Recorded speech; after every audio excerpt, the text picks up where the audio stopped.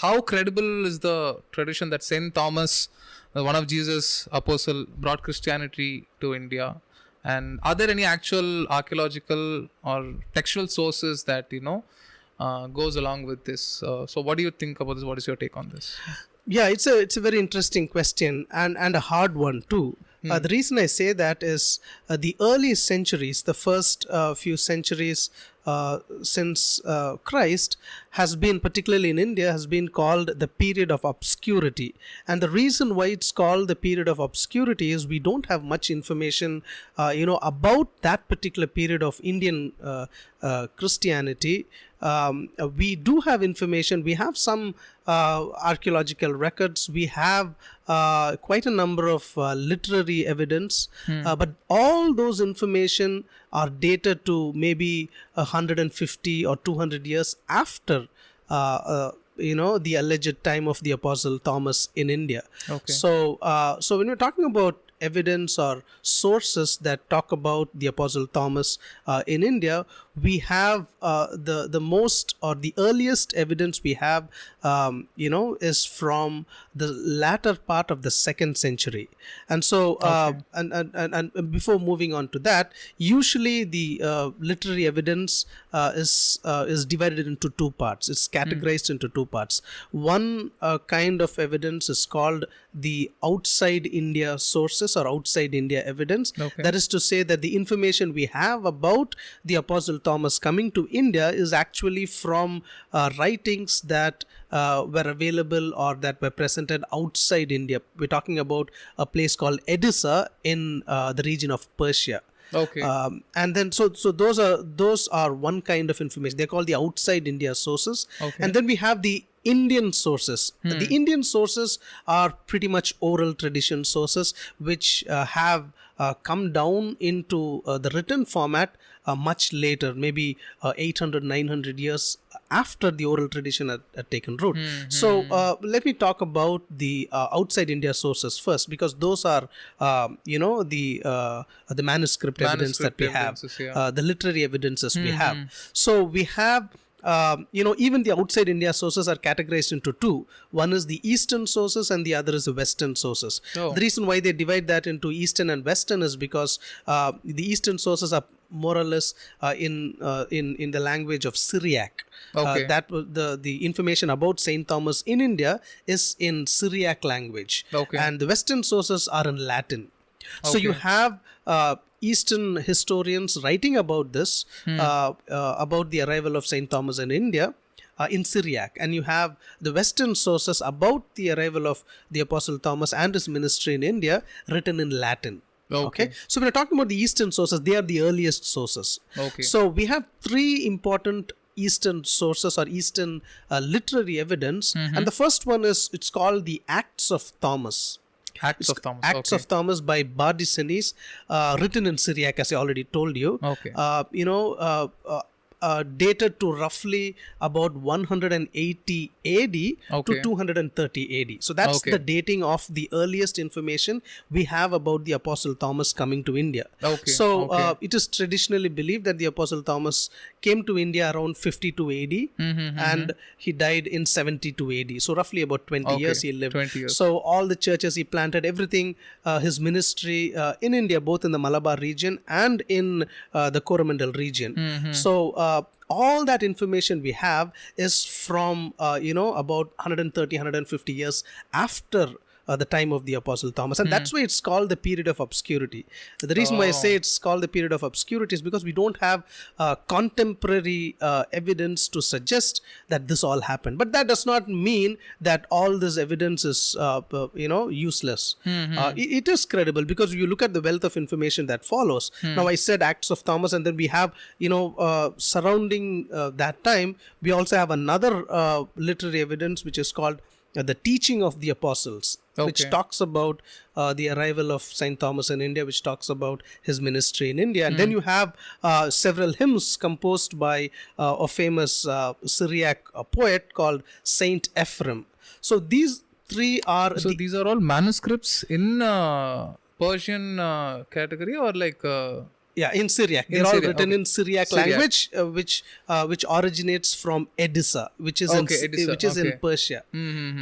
So we have these manuscripts, and it is available today. We can look it up. It's all scholarly, scholarly evidence that we have. Okay, okay, But it does not date all the way back to the time of the Apostle Thomas, or what we naturally call the time of the Apostle Thomas. It does not match to that time, but what happened during that time is recorded by these literature. So these are Eastern sources. We do have lots of Western historians, talking about the Apostle Thomas. Historians like Eusebius. Now, Eusebius is a famous church historian, the Western church historian.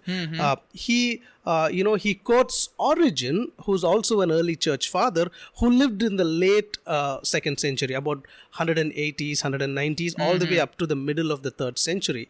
He's quoting Origen, and Origen talks about the Apostle Thomas coming to India.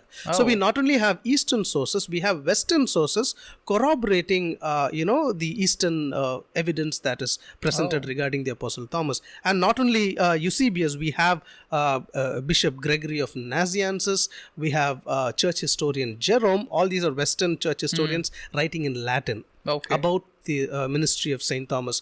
We have Saint Paulinus, who was a bishop in Nola. So we have multiple Western and Eastern sources, both in Syriac and in Latin, talking about the coming of the Apostle Thomas and his ministry in India.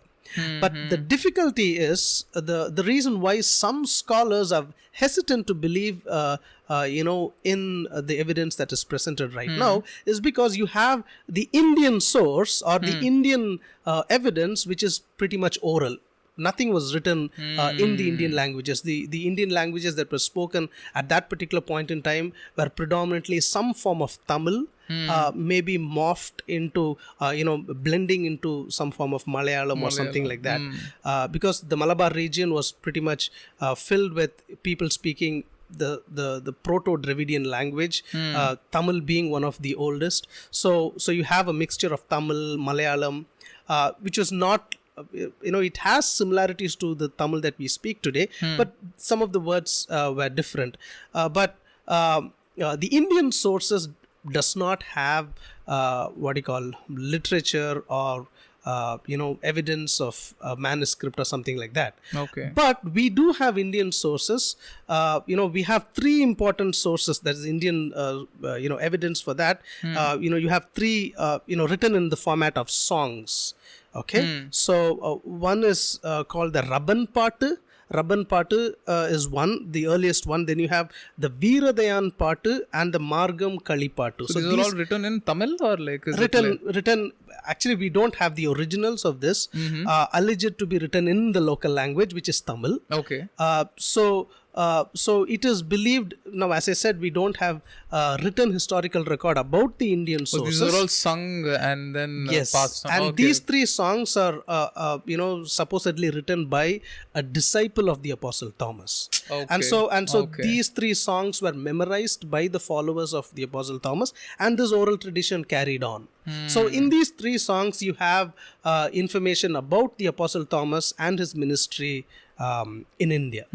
And so this oral tradition finally came into writing in about the 10th, 11th century. Okay. And this oral tradition was then taken into account, into literature by European visitors like Marco Polo. Marco Polo, who came to India in the 13th century, who was actually on the way to China, Mongolia, China. He wanted to visit there, but then he found India in between. So he came to India and he found that there is Christianity here. And so he was really astonished. And so, when he tried to look at its history, he found a strong oral tradition of Christians already present in India. And so he documents it. So when did he come? What was about the late 1200s, accurately 1288. He came twice actually. Okay. In 1288 AD and 1292 AD. So in the 13th century. Oh, wow. And he documents the oral tradition of the St. Thomas Christians. And we also have John of Monte Corvino, who came later, about 5-6 years after that. Okay. And then you have John D. Marignoli, And then we have Niccolo di Conti, one other famous, Italian, explorer. And all these, information about these people, the Indian Christians, have been documented by these European visitors, and so they record a strong presence of Christianity even before the 10th century AD. So they talk about the Apostle Thomas being in India. So I think we have a wealth of information concerning the Apostle Thomas and his ministry in India. The only question that scholars are asking is, how much would you trust, or how much would you believe these documents to be talking about, events that happened in the first century? How do we, because it's not these documents, these information that we have, particularly the Eastern sources, they are the earliest, latter half of the 2nd century and the 3rd century. The Western sources from the 3rd century, 4th century, 5th century onwards, you have Western sources talking about this. But the lack of literary evidence for the Indian tradition is where some scholars are really slightly doubtful. But again, these doubts can be clarified if you actually get into those places and see. Okay. Now I have you mean right now in Kerala, those kind of areas is what you're talking? Yes. Okay. So I'd like to list two famous historians who talk about they've dedicated their entire lives to studying Saint Thomas Christianity. And a historian named by the name of Placid Potipora, this is what he says after researching it. Okay. He says, when you look at the Indian tradition, you go to the Malabar region and you see the places where Saint Thomas has come, you will never find contradictory traditions there. So, for example, if something is historically, if there is a narrative, if let's say I am a person living there and I give you one account of how the church came to be established, or how Christianity came to be established here, and you are another Christian living in the same place and you give another information or another set of information or another narrative, then you have contradictory traditions. But what this historian says is, you go to the entire Malabar region and ask them about the succession of Christians and tradition that has come down to them. They will never give you contradictory traditions. And so what he says is that looking at these traditions and the succession of priesthood, and it's so shocking. He says that you go to the priest right now, he'll say, I am the 52nd priest, and he will list you all the 51 priests that were before him of that particular church. So they have that list. The list of, wow, and so, that's amazing. So looking at that tradition, and there are no contradictory traditions that counter this tradition. He says it's it is not unreasonable to believe that the Indian tradition is believable. He says you could believe it. It's credible. It's not unbelievable. It is credible. And you have another historian by the name of J.C. Panjikaran. He says, I have 3 confirmatory things to suggest that Saint Thomas actually came to India. And the first one he says is, out of the 7 churches that Saint Thomas planted, 6 are still standing, and anyone could go and visit. Right, so he's saying that this is not myth or it is not fairy tale. Out of the 7, churches that Saint Thomas planted, which is recorded in history from the 3rd century onwards, you look at all those churches. Out of the 7, 6 are still present. So you could go and straight away witness it for yourself. So that is one confirmation he gives. And the second one he says is that it was the Apostle Thomas's tradition that he picks priests from a particular family. He says 2 families are still alive. That is the lineage of priesthood from a particular family. It's called Sankurial, and that family is still present. Oh, that's pretty interesting. And so that's the second confirmation that he gives. And the third confirmation he gives is the characteristics and the attributes of the Saint Thomas Christians that is recorded down.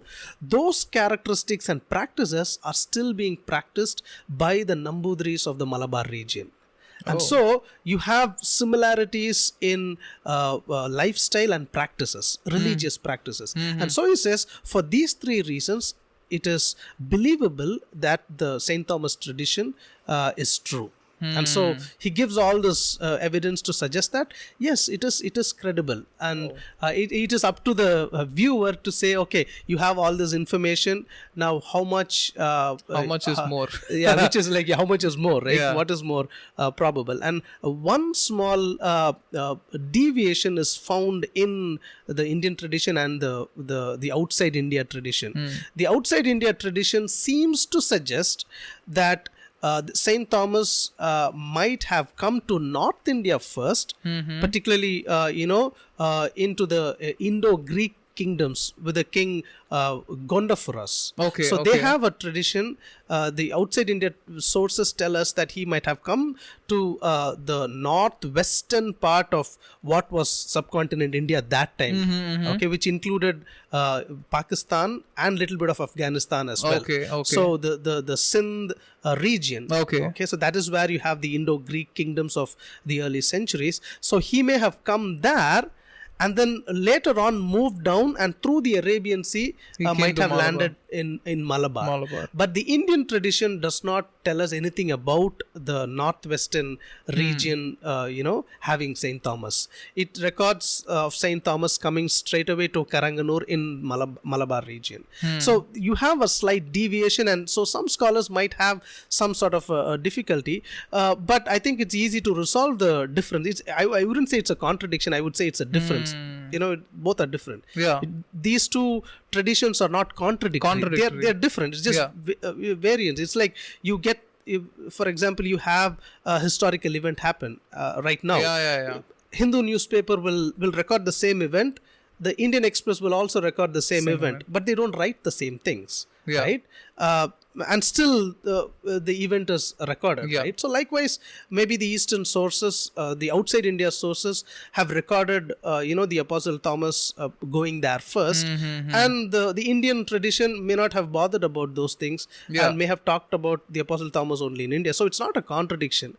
So while some scholars would be hesitant to believe this, most of the scholars today who study St. Thomas Christianity think that the arrival of the Apostle Thomas in India and his ministry is actually credible. And personally, I too believe that his arrival, his ministry, and his death in India is a credible source of information. I think in Chennai also we have the St. Thomas Mount, where it's like it's very predominant. In Chennai, where so this is the mountain where he was praying and he was stabbed from behind. And I also read somewhere, I'm not sure how true it is, but I think it's like St. Thomas came actually looking for the Jews in India. I'm not sure, but I saw like there were some Jewish people living in India in those times, and I think St. Thomas actually came looking for to preach to the Jews, and there is some element of truth to that, because about 1000 BC, when the tribes of Israel were scattered during Solomon's time, some of the Jewish population, they were just scattered all around, and some of them actually came to India. We have historical evidence to suggest that Jews were living in the Malabar region, in the early centuries before Christ and even after Christ, and the Jews were, it was not the migration was not like, okay, you have now one migration, and then after 100 years you have another migration. You have this migration taking place gradually. So there was a considerable amount of Jews in the Malabar region when the Apostle Thomas came, and so it could be that the Apostle Thomas was sent to preach the gospel of Jesus to the Jews living in the Malabar region. But the gospel of Jesus, it is not restricted to only the Jews. It is for the whole. It is for everybody. So God had a special concern for India, and sent the Apostle Thomas to India. So I think that was one of the main. I think a lot of information that you said regarding the lineages was pretty new and very interesting and exciting for me.